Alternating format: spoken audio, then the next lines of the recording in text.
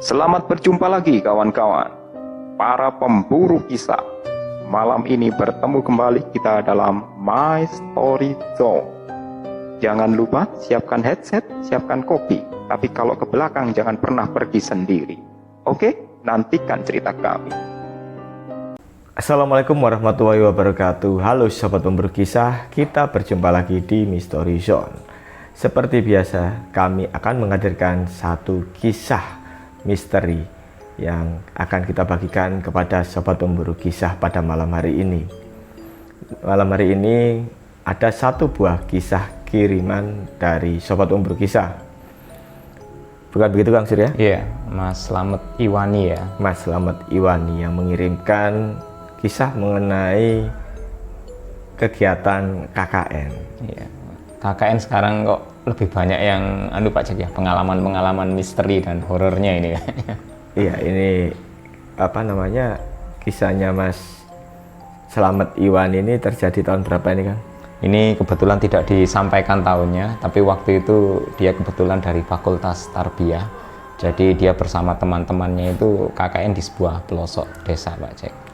Disebutkan nggak daerah? Nggak disebutkan juga daerahnya ini. Oh enggak.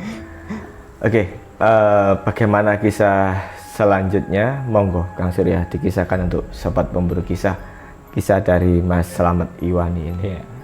Mungkin lebih enak kita panggil Mas Iwan gitu aja ya, biar singkat ya.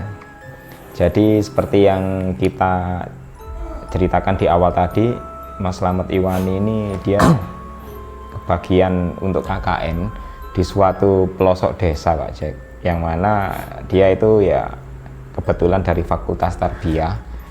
Jadi dia nggak sendiri, ada 21 orang totalnya. Jadi cukup banyak, itu bercampur dengan fakultas-fakultas lain.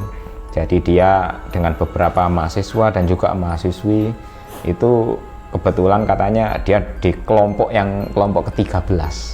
Jadi kelompok 13 ini kebagian salah satu desa yang agak pelosok dan anggotanya 21 orang. Mereka mulai berkegiatan di desa tersebut.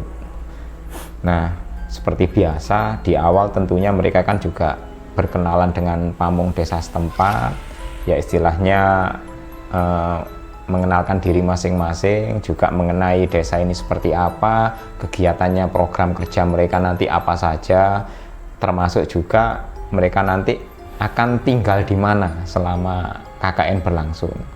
Nah, kebetulan mereka ini mendapatkan tempat rumah tinggal itu, rumahnya itu cukup besar Pak Jack.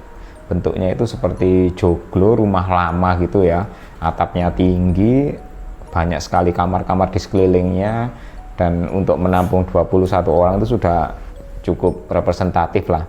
Tapi ya memang karena mungkin mereka istilahnya anak-anak yang pertama kali ke desa pelosok ya, jadi melihat bangunan seperti itu ya kesannya mungkin agak, wah ini rumah kuno, klasik, apa mungkin nggak serem, bayangannya seperti itu sudah wajar katanya. Namun ya pertama kali datang ke sana ya suasananya memang asri dan cukup bersih, karena memang salah satu pemilik rumah yang bersedia itu, rumah itu tidak ditempati Pak Jack.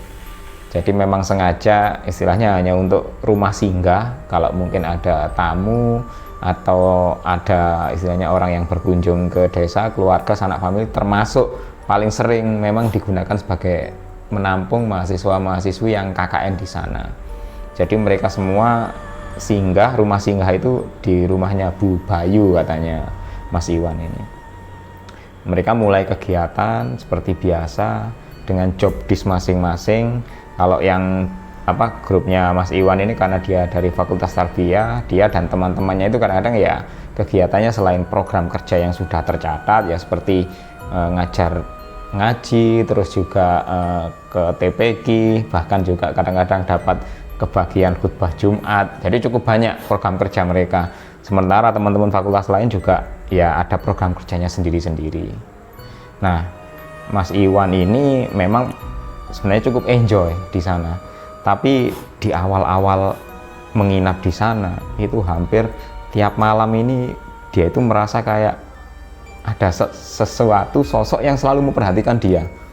Awalnya ya dia tidak bercerita ke teman-temannya Pak Jack. karena mungkin dia merasa mungkin teman-temanku nggak tahu, hanya aku saja gitu.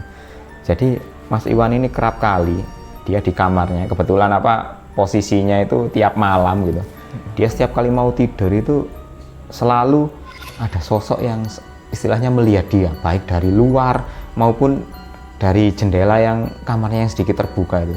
Jadi bentuknya itu seperti sosok yang berbulu seperti kera gitu, warnanya hitam dan matanya merah.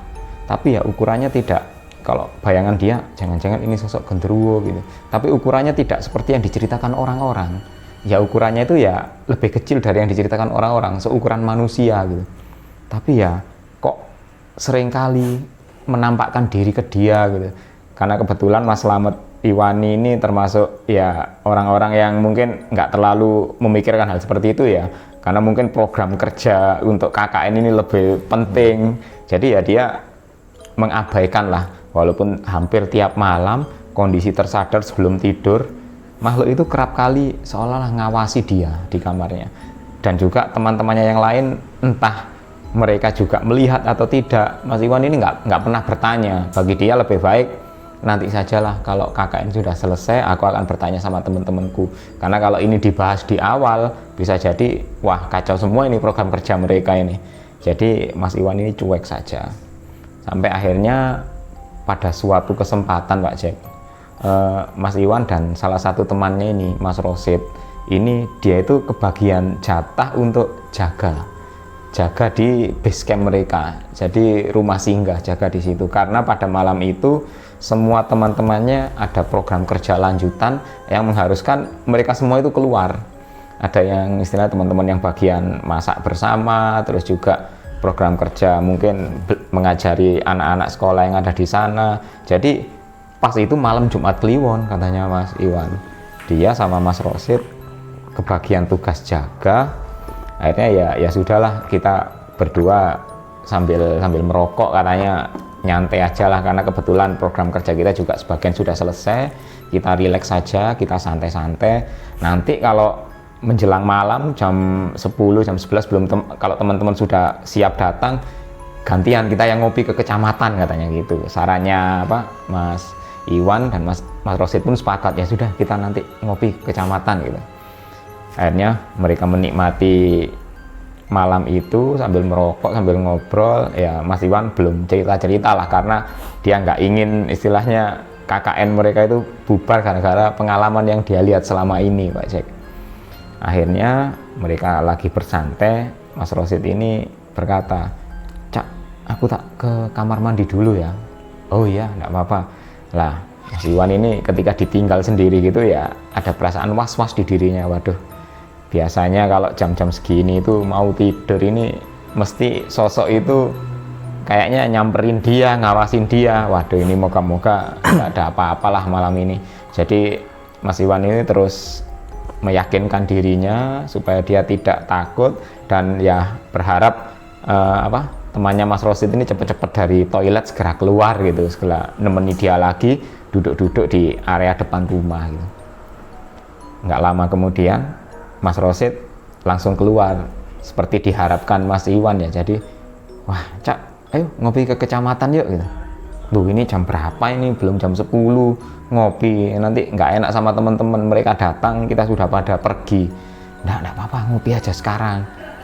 "Lah ini nanti teman-teman gimana?" "Nggak, mereka ada punya kunci cadangan lah, pokoknya nggak usah kita jaga lah, lagian di sini juga barang-barangnya paling tasnya anak-anak, kalau barang-barang lain udah dibawa mereka masing-masing, terus kita kunci pintunya." "Iya, yang penting kita cepet-cepet ke kecamatan lah, saya pingin ngopi," katanya Mas Rosid gitu. Oh ya sudah, akhirnya pintu dikunci semua, mereka berdua naik motor pergi ke kecamatan sambil beli kopi Pak Cek. Sampai di kecamatan, mereka duduk di sana pesan kopi di tempat yang agak sudut gitu ya, istilahnya agak jauh dari orang-orang lah. Barulah Mas Rosid ini ngomong, Cak, aku tadi itu sudah nggak kerasan sebenarnya di base camp." "Loh, nggak kerasan kenapa?" gitu katanya Mas Iwan. "Tadi aku waktu ke kamar mandi baru aja masuk, di luar itu kayak ada bau-bau yang aneh gitu ya." "Bau-bau aneh gimana gitu?" "Kayak ada orang bakar singkong gitu." baunya itu nusuk banget ke hidung. Nah terus aku buka pintunya kamar mandi, nggak ada apa-apa, baunya langsung hilang. Aku masuk lagi, baru mau istilahnya buang air gitu, bau itu datang lagi. Aku sempat berpikir, apa baunya ini dari dalam apa dari luar gitu. Kalau dari dalam ya nggak mungkin, di kamar mandi nggak ada singkong, apalagi singkong yang dibakar gitu. Dia buka pintu lagi, bahkan sampai keluar dari kamar mandi ngecek sekeliling, nggak ada. Dapur juga nggak ada orang, apinya dapur juga nggak ada yang nyala, tapi kok bau seperti singkong dibakar gitu ya. Dan itu kejadian berulang beberapa kali, sampai akhirnya Mas Rosid ini udah bodo amat lah, dia masuk ke dalam pas lagi buang air, baru selesai Pak Jack. Dia itu nggak sengaja mendongak ke atas, ke langit-langitnya kamar mandi, karena kebetulan kan nggak ada plafonnya kan, jadi kelihatan rangka-rangka atapnya. Di antara rangka-rangka atap itu dia itu melihat kayak ada kera yang lagi nongkrong di atas. Jadi sosok seperti kera, tubuhnya itu berbulu lebat hitam semua, dan matanya itu merah itu sambil melotot ke arah Mas Rosid itu. Makanya itu dia langsung ketakutan, cepet-cepet keluar kamar mandi dan ngajak Mas Iwan untuk pergi ke kecamatan, diajak ngopi.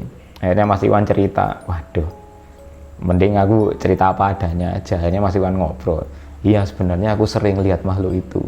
Ya nggak tahu, mungkin itu yang nganggep kita ini orang asing, jadi dia itu mungkin ya istilahnya ngawasi kita atau gimana. Kita kan pendatang di sini, ya udah nggak usah dipikirin, yang penting kita kesini kan niatannya ya niatan baik, KKN, terus punya program kerja, istilahnya memiliki manfaat buat warga sini, ya udahlah nggak usah dipikirin gitu. Akhirnya pengalaman Mas Rosid dan Mas Iwan ini ya jadi rahasia bagi mereka berdua, sampai akhirnya semua program kerja mereka diselesaikan. Dan pada hari terakhir mereka di sana, mereka ada kegiatan kayak perpisahan gitu, ramah tamah dengan pamong desa dan semua penduduk desa, termasuk juga dengan pemilik rumah Bu Bayu itu. Dan ketika mereka beramah tamah selesai, mereka diajak makan-makan di rumah tinggal di pendopo itu. Bu Bayu itu sempat tanya, mohon maaf adik-adik selama di sini apa nggak ada yang ganggu gitu. Ya awalnya sih Mas Iwan sama Mas Rosid itu mau cerita, tapi mereka nggak ngomong, diam aja lah.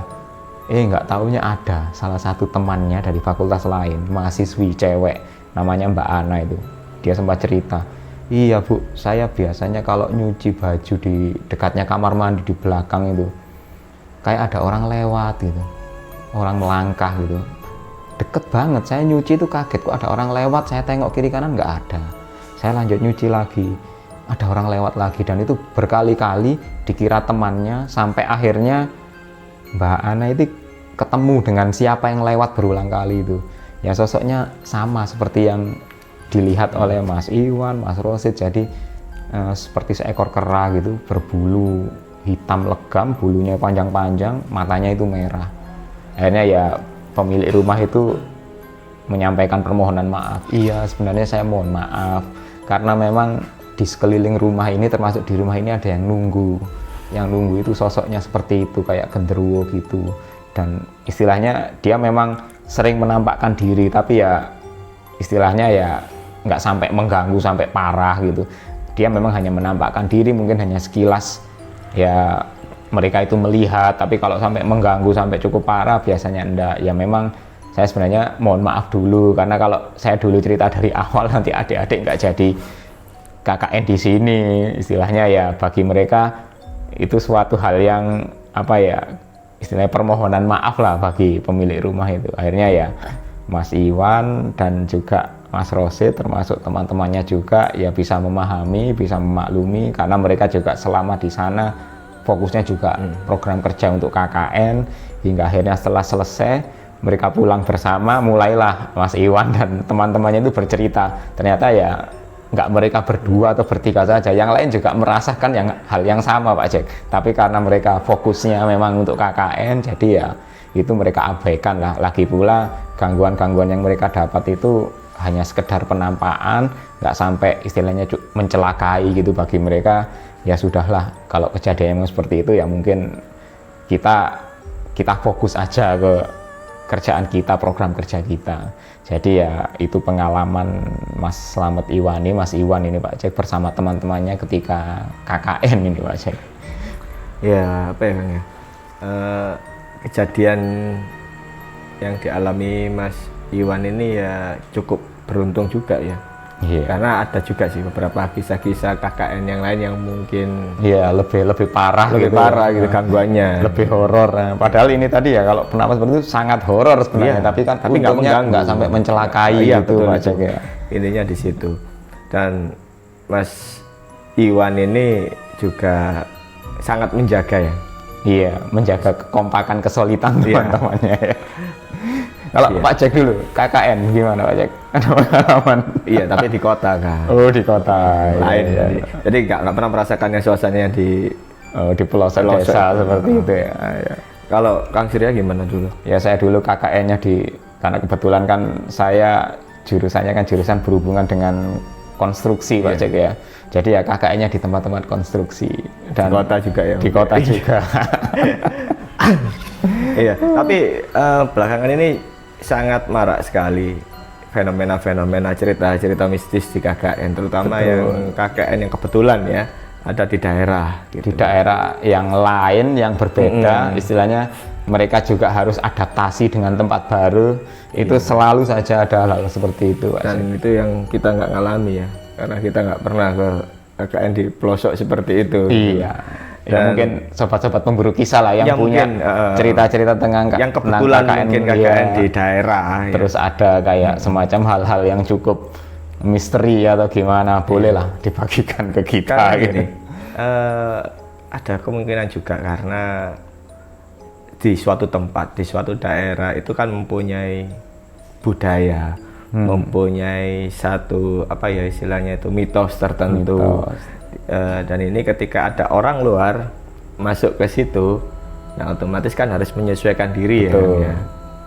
Jangankan di daerah pelosok seperti itu, mungkin di daerah kita sendiri aja juga di beberapa tempat, tanda Iya. kutip ya, itu pasti ada cerita-cerita tertentu Betul. kan, yang mungkin orang lain tidak tahu. Iya.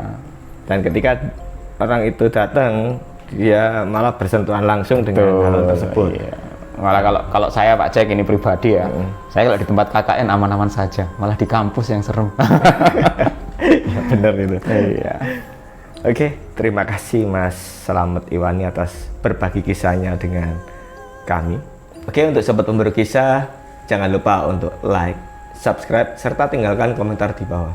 Serta ikuti terus kisah-kisah kami selanjutnya. Assalamualaikum warahmatullahi wabarakatuh, dan bye-bye.